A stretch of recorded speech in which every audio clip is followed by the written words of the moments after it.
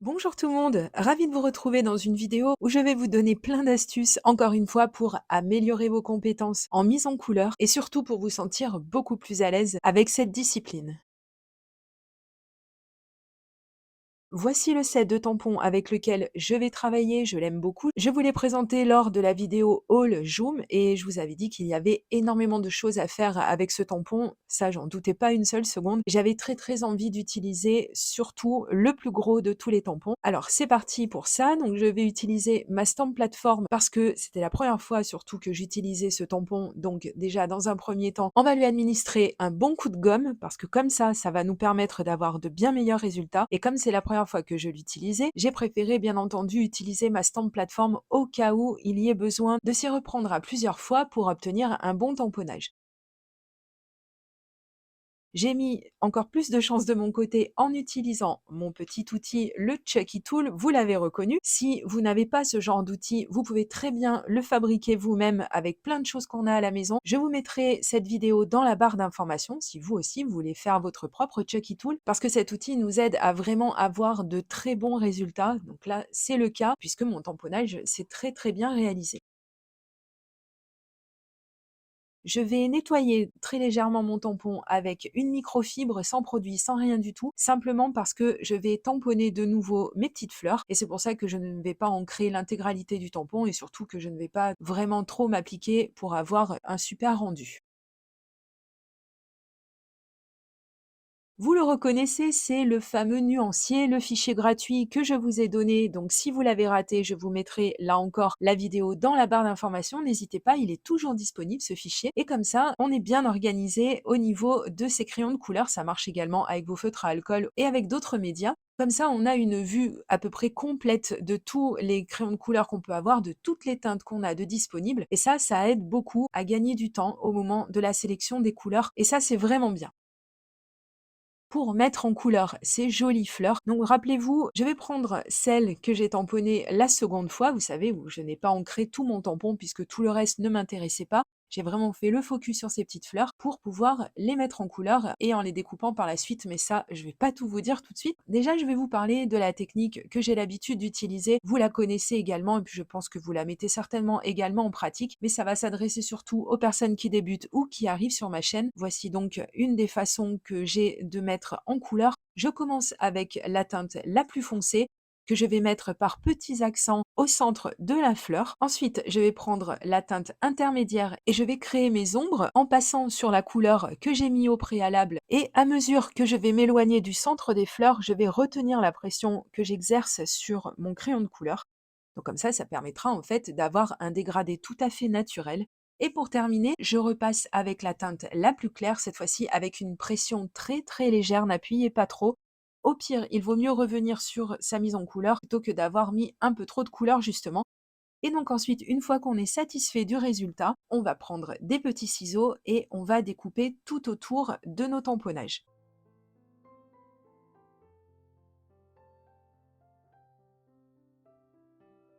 Donc quand on utilise des ciseaux, je vous conseille de faire pivoter votre papier plutôt que de tourner vos ciseaux. Comme ça, vous aurez beaucoup moins de mal à découper et en général, ça se passe quand même beaucoup mieux. C'est beaucoup plus rapide également.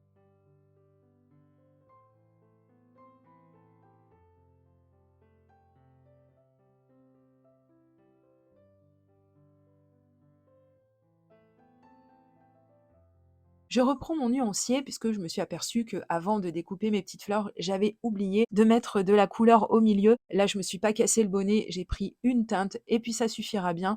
Je pense qu'il fallait pas forcément en mettre davantage. Je vais m'occuper des premiers tamponnages que j'ai réalisés. Alors, ce que je vais faire dans un premier temps, je vais mettre de la couleur sur les fleurs. J'avais décidé de ne pas mettre celle-ci plus en relief que ça. Donc, j'ai mis en couleur le tamponnage en lui-même, le tamponnage original. Et ensuite, je vais continuer et cette fois-ci, je vais prendre des teintes de vert. J'ai décidé d'utiliser seulement deux couleurs parce que je voulais pas forcément que ça attire trop l'œil en ayant quelque chose d'un petit peu trop travaillé, on va dire, entre guillemets. Là, deux couleurs me paraissaient suffisantes. Donc je vous ai montré encore une fois les teintes que j'ai privilégiées, puisque souvent on me demande quel numéro, puisque vous êtes beaucoup à posséder également ces boîtes de crayons de couleur d'Action. Donc forcément, si vous voulez reproduire, c'est vrai qu'il est quand même mieux si je vous donne le numéro de chaque crayon. Comme ça, vous pourrez vous y retrouver un petit peu plus facilement. Ici, j'ai fait quelque chose de très simple au niveau des verres. J'ai souligné l'intérieur de mes feuilles avec la teinte la plus foncée et ensuite j'ai passé la teinte la plus claire des deux sur l'intégralité de la zone à mettre en couleur pour pouvoir avoir ce fameux dégradé qu'on cherche tous. Et puis ensuite, bon, je vais accélérer un tout petit peu le processus puisque j'ai mis de la couleur sur certains éléments et seulement avec une seule couleur ou deux couleurs pour les petites fleurs qu'on peut trouver en arrière-plan de nos fleurs principales. J'ai repris les teintes que j'avais utilisées pour les fleurs parce que comme vous avez certainement vu, j'avais oublié de mettre de la couleur sur le petit bouton.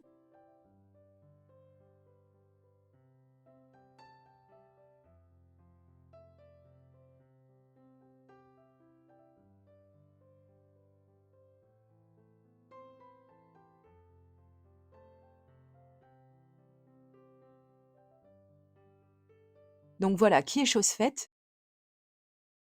Et voici ce que ça donne dans un premier temps. Alors bien entendu, on est loin d'avoir terminé.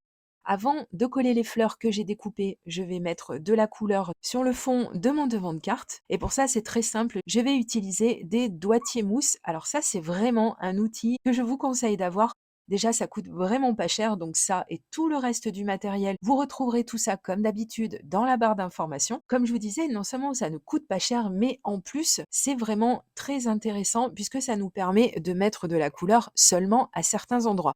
Comme ça, on est quand même beaucoup plus précis que si on utilise une brosse ou que si on utilise un applicateur avec des petites mousses rondes. Donc c'est pour ça qu'il est vraiment intéressant d'avoir ce genre d'article chez soi. Ça vient bien compléter tout le matériel qu'on peut avoir pour disposer nos encres sur nos papiers.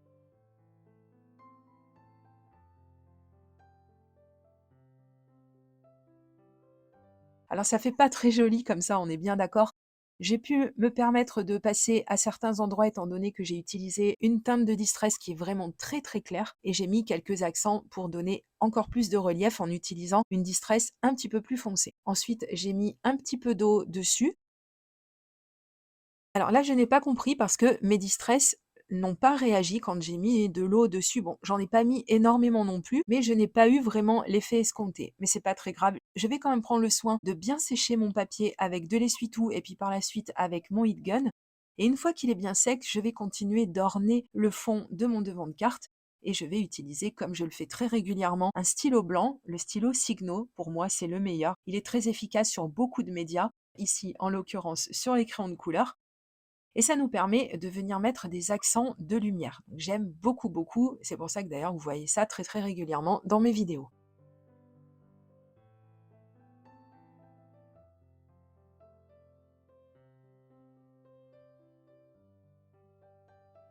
Voici un premier aperçu de ce que ça peut donner. Et là arrive le moment où, enfin, je vais pouvoir coller mes petites fleurs. Donc j'ai utilisé le stylo Tacky Glue Pen de Craftelier qui continue de bien fonctionner puisque ça fait déjà quelques semaines que je le mets à l'épreuve. Chez moi, j'arrête pas de le dire, mais c'est la vérité, comme vous le voyez, chez moi, il ne s'est toujours pas bouché. Par contre, ce que je vous conseille de faire, c'est de toujours le tenir propre une fois que vous avez terminé de vous en servir.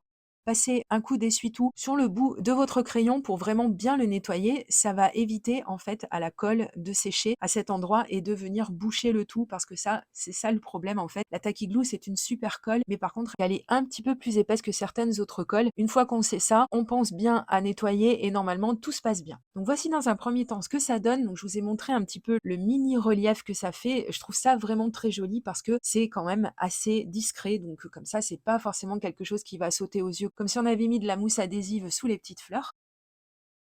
Et ensuite, je vais, comme vous le savez, créer ma base de cartes. Donc je prends des petits repères.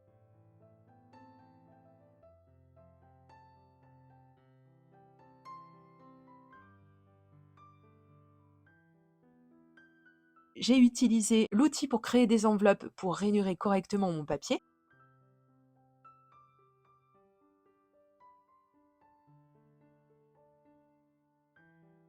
J'ai enlevé la partie excédentaire de mon papier. Toujours avec le Tacky Glue Pen, je vais coller mon devant de carte sur ma base de carte.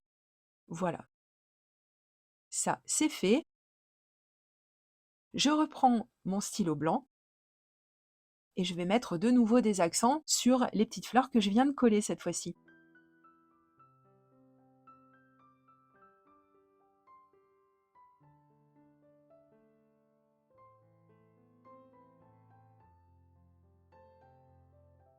Et j'aime beaucoup le résultat que ça donne. N'hésitez pas à essayer ça chez vous parce que c'est la simplicité même et pourtant ça change tout au niveau du résultat. Je trouve ça vraiment très très joli. J'espère que ça vous plaît également. Et on va pas s'arrêter là. J'aime tellement ce tampon et je trouve que même tamponné en noir sans l'avoir mis en couleur, je trouve qu'il est vraiment magnifique. Alors j'ai eu envie de le faire apparaître à l'intérieur de ma carte. Je vais reprendre ma stamp plateforme, ancrer mon tampon et surtout penser à enlever une partie de cette encre. Comme ça, on va avoir un effet un petit peu fantomatique. C'est tellement joli. Ça fait un rappel de ce qu'on a pu voir sur notre devant de carte. Et en même temps, on a un intérieur de carte qui est habillé, qui va pas voler la vedette au message qu'on aura écrit. En plus, on a encore plein de place pour écrire plein de jolies choses à l'intérieur de notre carte. J'ai pris beaucoup de plaisir à faire cette mise en couleur. J'espère que ça vous aura plu et que ça vous aura donné envie de vous lancer vous aussi, même avec vos propres tampons. Merci pour le petit pouce en l'air si vous êtes encore là à cette étape de la vidéo. Et je vous dis à très très bientôt pour de prochaines vidéos création. Gros bisous, bye bye. Et si vous voulez passer encore quelques petites minutes avec moi, voici une vidéo qui pourrait bien vous intéresser.